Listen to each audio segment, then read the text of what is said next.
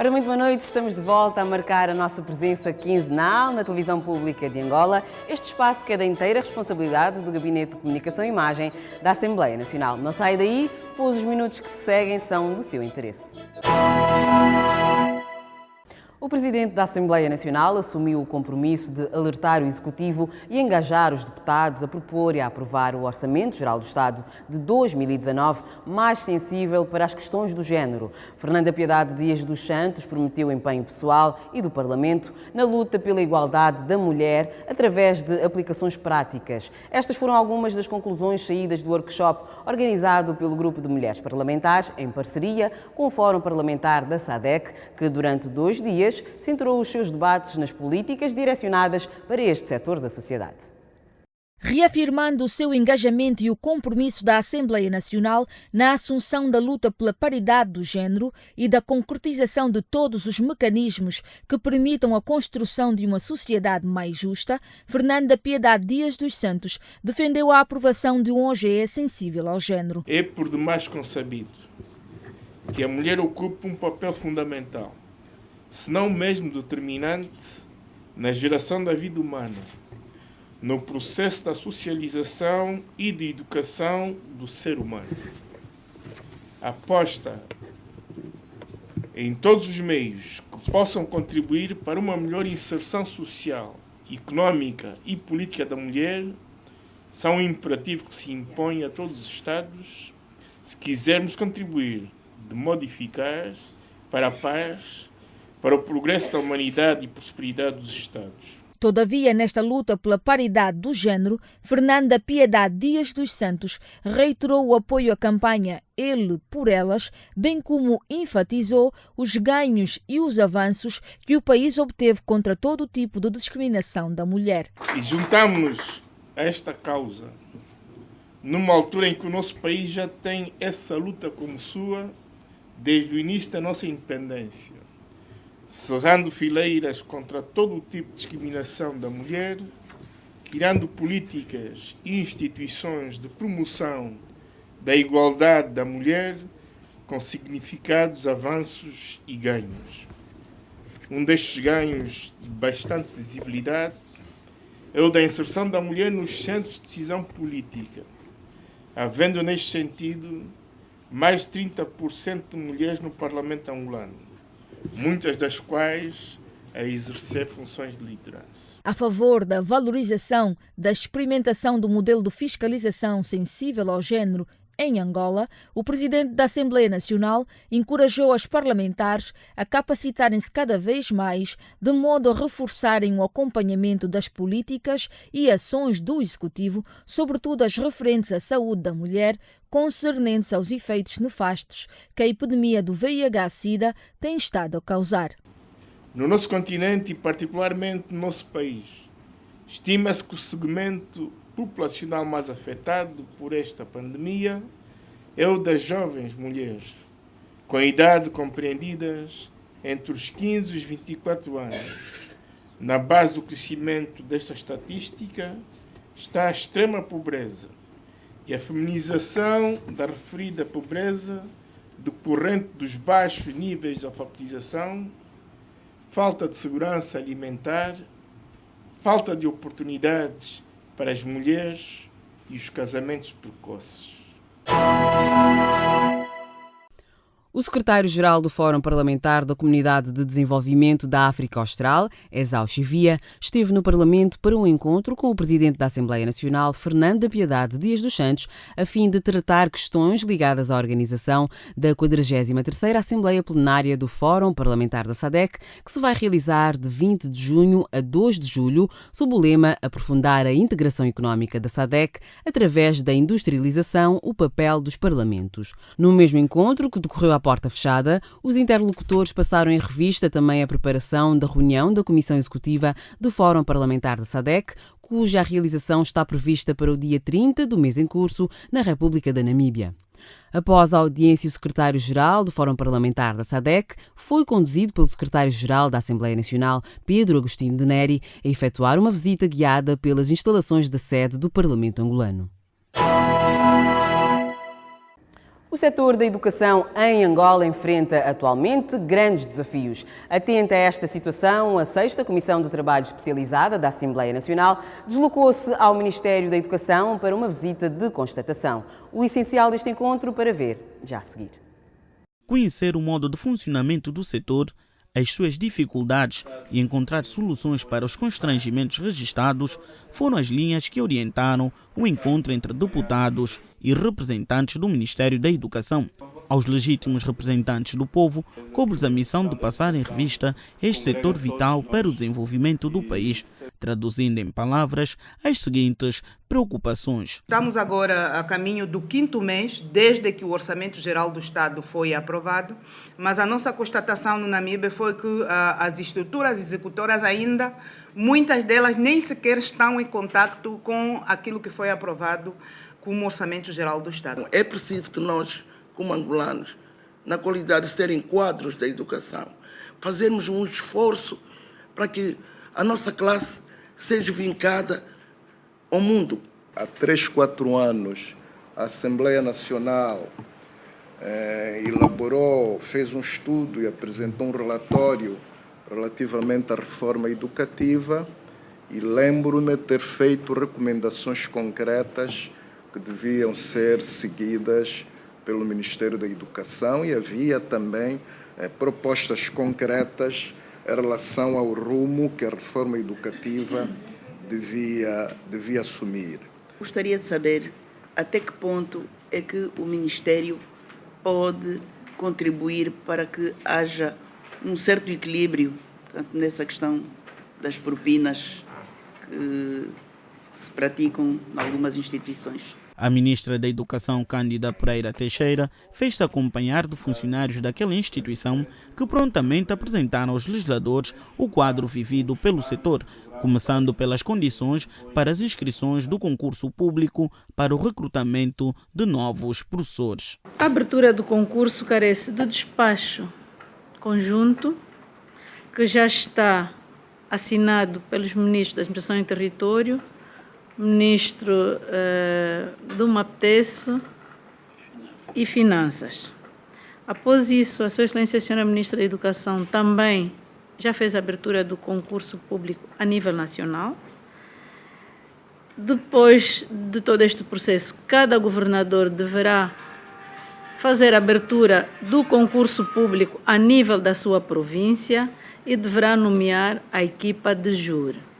Como é que passará a ser feito, então? As subcomissões a nível dos municípios vão fazer as inscrições, vão fazer os testes escritos, vão verificar a autenticidade dos documentos, posteriormente irão remeter à comissão de júri provincial, que irá apenas conferir se os dados estão em conformidade a todos esses despachos ou a toda a base legal com que o concurso será realizado. Entre os constrangimentos identificados está a falta de cabimentação para acudir às questões urgentes que afligem o setor.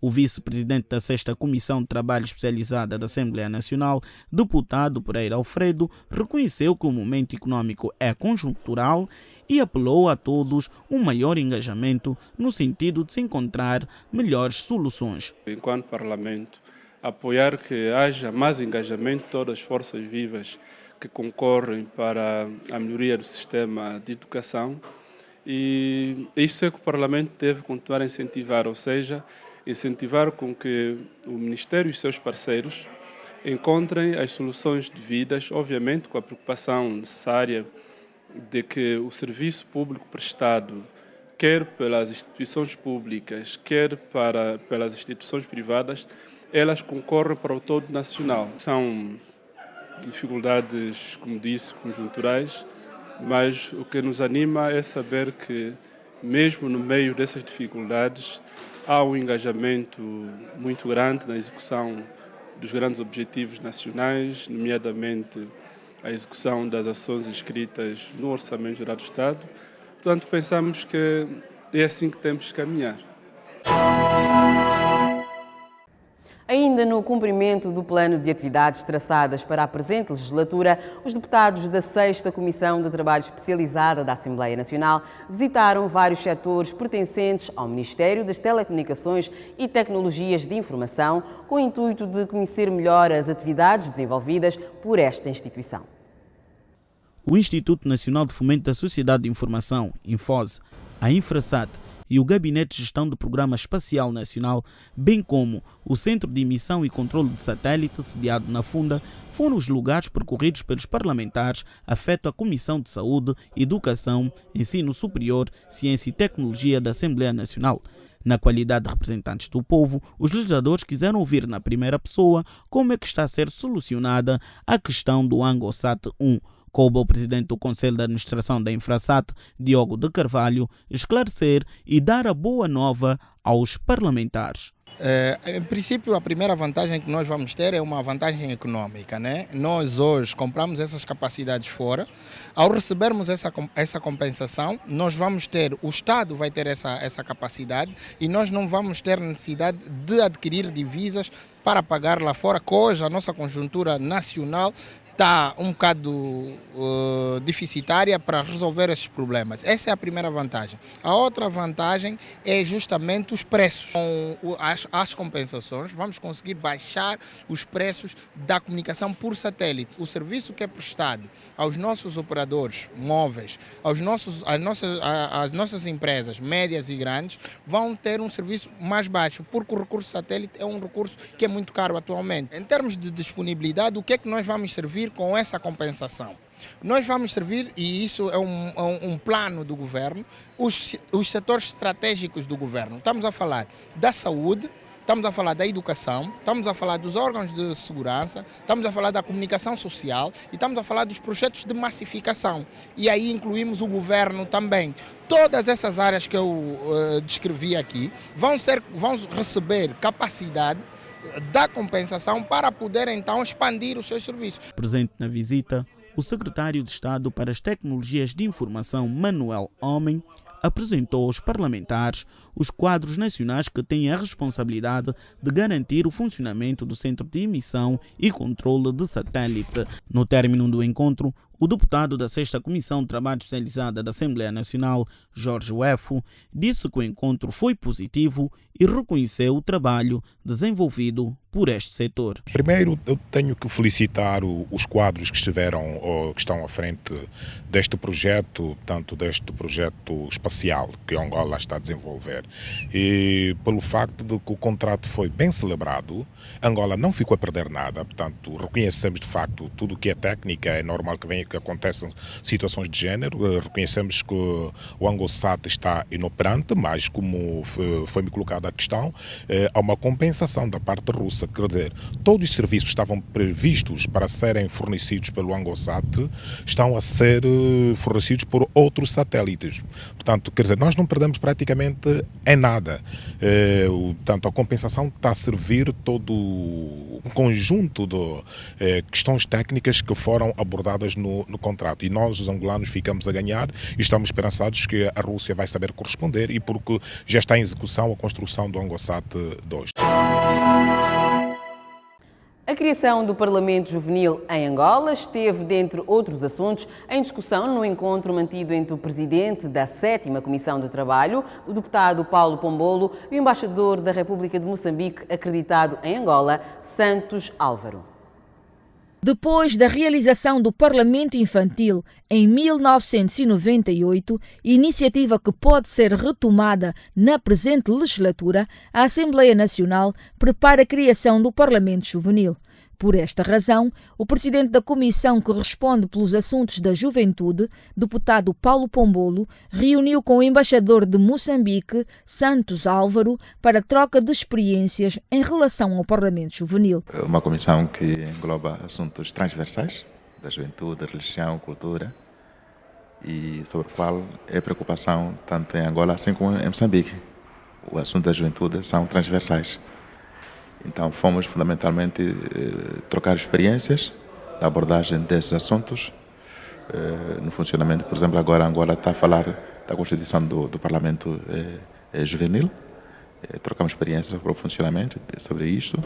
Do ponto de vista da democraticidade das estruturas, o deputado Paulo Pombolo pensa ser crucial a existência de um parlamento juvenil por entender ser um espaço onde a juventude poderá, de forma aberta e muito inclusiva, debater os inúmeros problemas de caráter social, económico e político que afligem essa faixa etária. A nível da Assembleia Nacional, desde a legislatura passada, que se iniciou esta preparação, à altura na 6ª Comissão, e temos agora, nessa nova legislatura, estamos a criar as condições para que se possa, de facto, proclamar esse Parlamento a nível do nosso país. Estamos apenas a definir os critérios de seleção dos integrantes, porque as idades já estão determinadas, não é? Vai ter cerca de 17, dos 15 a 17 anos, e também estamos a trabalhar na preparação, digamos assim, do modelo do funcionamento deste Parlamento, indo de encontro com as principais orientações do sistema das Nações Unidas. Acho eu que consta do nosso plano para este ano, e temos a certeza que possivelmente vamos conseguir proclamar o Parlamento Juvenil angolano ainda nessa legislatura. Contudo, o deputado Paulo Pombolo considera que o processo de criação do Parlamento Juvenil encontra-se ainda numa fase embrionária. Precisamos de clarificar a proveniência desses jovens. Em princípio, vem das escolas do ensino secundário, em princípio, e também como a estrutura organizativa para que o Parlamento funcione, a metodologia dos debates, como é que será realizados. Em princípio, temos essas questões todas no papel, e estamos agora apenas a finalizar. Há determinados elementos novos que penso que vamos refletir a nível da 7ª Comissão e propormos ao Presidente da Assembleia Nacional, e no âmbito da proclamação do Parlamento, considerarmos se vale a pena ou não introduzir esses elementos. Que políticas existem no país para o desenvolvimento do desporto? Essas e outras questões foram levantadas no encontro que a 7ª Comissão manteve com as federações, associações e agentes desportivos. Ora veja.